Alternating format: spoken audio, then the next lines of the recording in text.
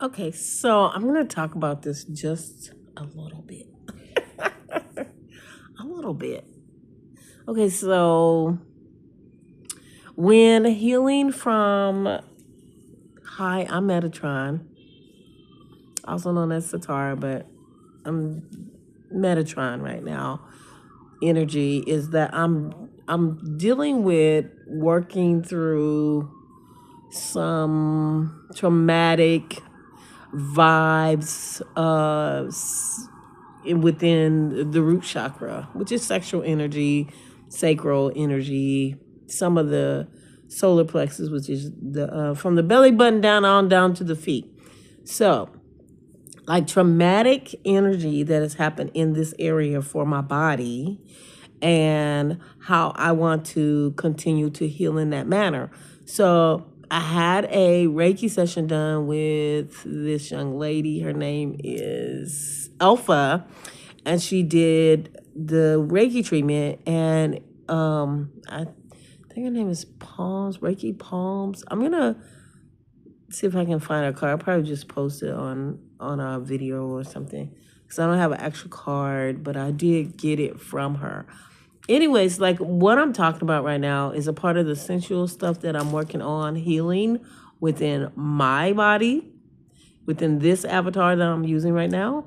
So some of the things that I've experienced, I'm starting to wonder if other people, other women, men, it doesn't matter, if they've experienced like the types of things that I'm gonna describe. So I'm not gonna make this video long. I'm gonna make it kind of short, but just good enough to where I can talk about the things that I see as have been a part of healing, and then some of the things I see that have been like destructive, can be like self-sabotage, gene types of deals or things.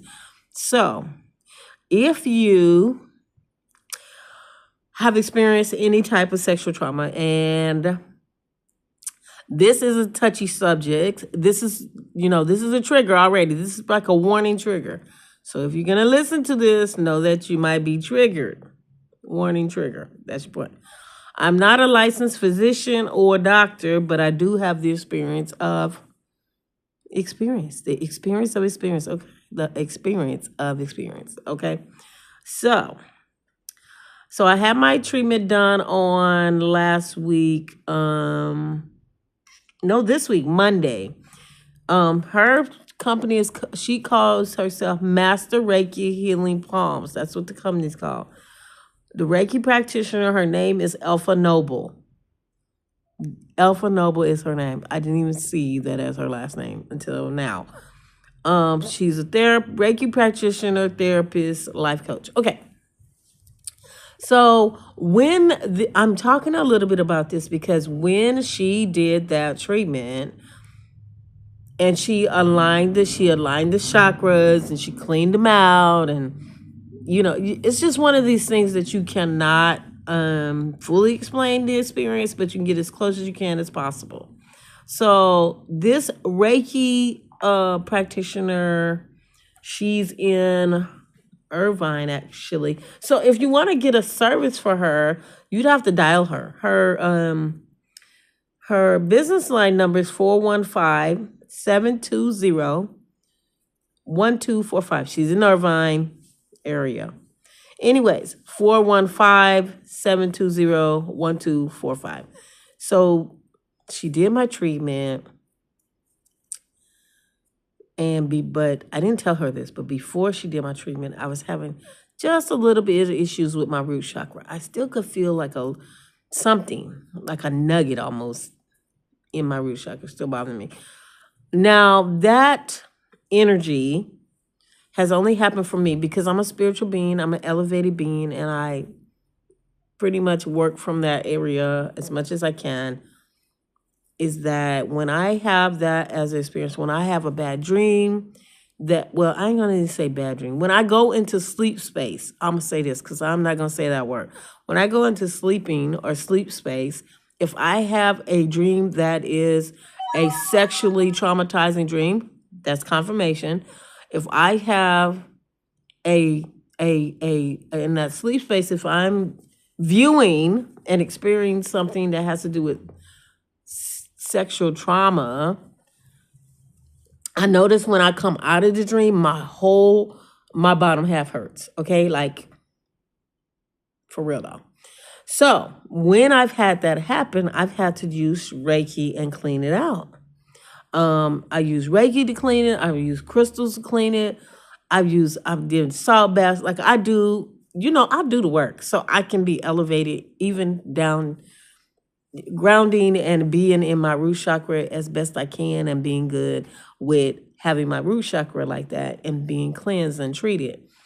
This is very unusual. I know it's very unusual to talk about, but I'm going to talk about it because that's the reason why. So how are you going to cleanse and heal from something if you never talk about it? You don't have a safe space.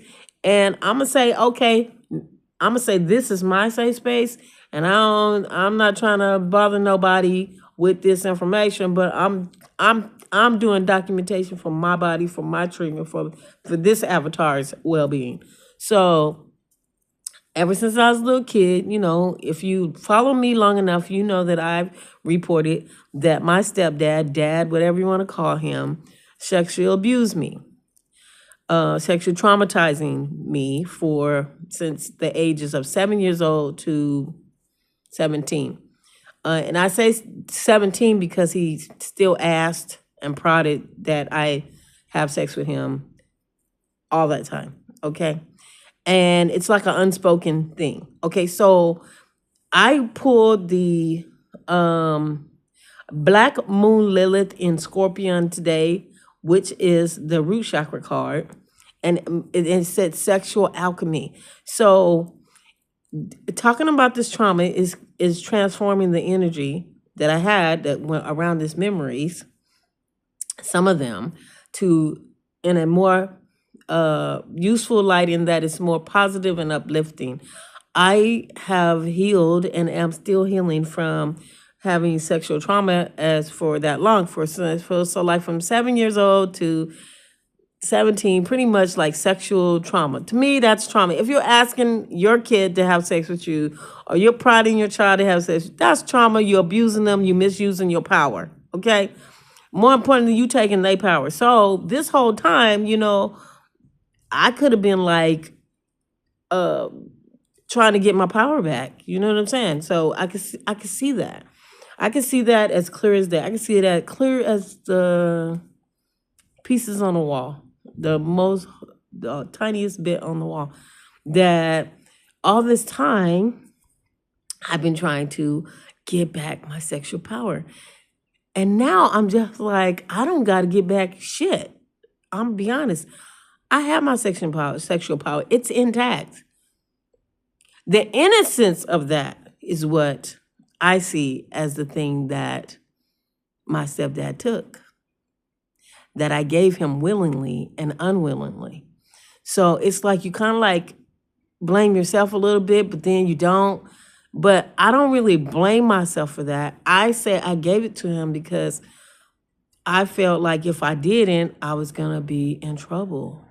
And to me, it's like, what is he going to do to me if I don't do this? If I don't do the sexual act with him, what am I going to do? And I'm a kid thinking like this, like a grown woman thoughts. And I'm a child. That don't make sense to me. Like, why would you put your kid through this crap? So, number one, he's unhealthy. My mother's unhealthy. I'm unhealthy because I'm experiencing this stuff. I'm not unhealthy because of my own ass. I'm unhealthy because of this fool and what he was doing. And it makes you have the desires to have sex. And it doesn't matter how it comes out. This is truthful. As a child, it makes you want to have sexual thoughts, sexual energy. And if you're a person like me who never knew about porn as a child, thank goodness I didn't know about porn. Even as a teenager, I never even, oh my gosh, I'm so glad I didn't know about porn just at that time, because I think porn is really useful for the people that need to use it. Because to me, on earth, anything can be used for good or bad. So let's not go there, people. So I'm going to say this. Look, if you got sexual thoughts about or towards a child, you need to get some damn help. Number one. Number two, your ass gonna get locked up if you keep farting around, putting your penis, sticking stuff in children. That's inappropriate. We don't do that down here. Hopefully they don't ban my video because I'm using the words. Hopefully it's dang it, I just thought about that. So I'm gonna say this: just prodding children to have physical thoughts that aren't childlike. Children having sex, that's not childlike behavior to me. And I'm literally saying children like 7, 8, 9, 10. I know children, kids get curious. I understand that. But as far as full blown sex, as even 2, 3, 4, 5, 6, your kids are being abused if that's happening. So I'm gonna say this: like, as a woman, this time in my lifetime, that being sexually assaulted by my stepdad for that long really put a damper on my sex life as an adult. And I'm going to say not only did it put a damper on it, but it made it be in reverse. It made me not have, I really thought I was never going to have sex ever. I didn't want to have sex. At one point, I was just like, when I turned 18, I was like, maybe I'll have sex, maybe. And then I'm like, if I have sex, does that mean I'm in love? I had too many doggone questions. So first of all, case in point, you knew my mom didn't explain it to me about what I just said. And my dad is the one that told me about the birds and bees when I was 12, when he knew already he was sticking his you-know-what in me. So I'm going to just say this. Him telling me about the birds and the bees and him already doing the act and the birds and bees act with me, that's dumb, because now you overstepping your boundary. And he did it while my mom was in the hospital with one of my little brothers. She was giving birth to my brother. My brother that's like 46, I think, 47. He was doing that, and he was explaining to me about the birds and bees. I'm like, what the heck are you? And he's saying how the bee went to the flower. And I'm like, is he talking about sex? Because I already know about that, because that's what we do. And that's in my mind.